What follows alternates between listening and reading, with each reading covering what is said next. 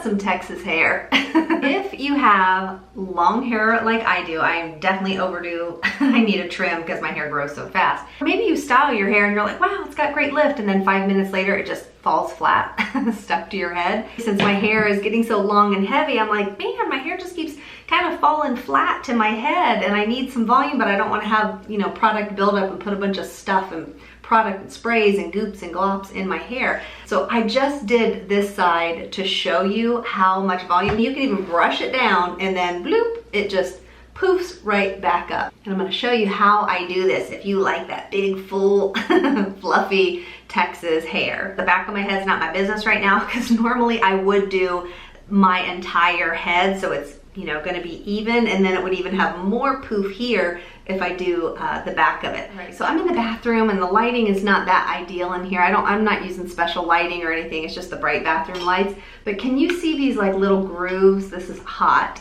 so I don't want to burn myself. But can you see inside here these like ridges, these like squared ridges? When you put your hair in it and then clamp it down, it is going to, it's like a curling iron, but it's going to heat up your hair and then leave these little squared ridges everywhere. So of course, you're not gonna wanna do this part of your hair because you don't wanna see it. So what I do is I just section off, actually I'll start from the bottom. I section off the hair and clip it.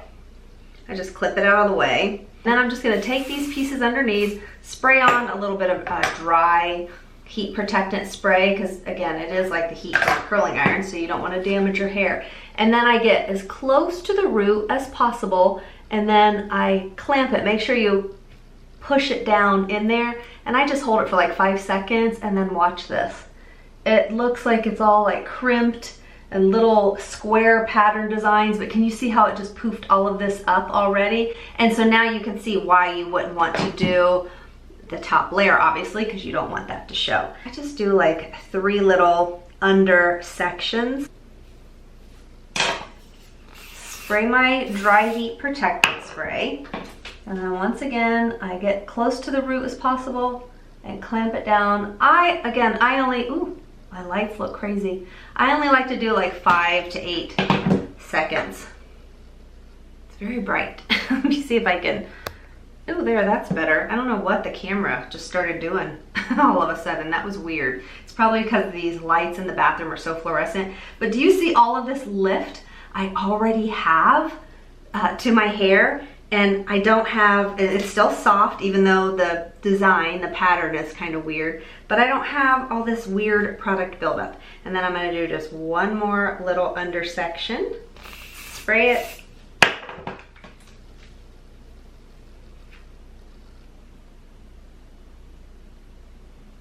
I held that for about 5 seconds, and then once again, look at this. Look how much volume and lift. And then once this cools, again, you could brush through it and it would go right back to being nice and poofy. I got so tickled when I was using this. I could not get over how fluffy. Since it is a little too poofy for what I would normally like to wear, I would probably just kind of clip you know, this little side back. Even if your hair's not as long as mine, even if you had like a cute little short haircut, how cute would that look to have all of that body on your scalp versus it just being stuck down to the sides of your head? If any of you were dealing with the same thing I have been, with my hair just kind of falling flat to my head, and I don't want to use a bunch of different hair care products to poof it up, this is a super fast and easy way to add that extra volume and lift to your hair. I probably won't ever wear it out and about this fluffy and volumized, but my golly, if you do like this much volume in your hair, then I think that you're gonna love this.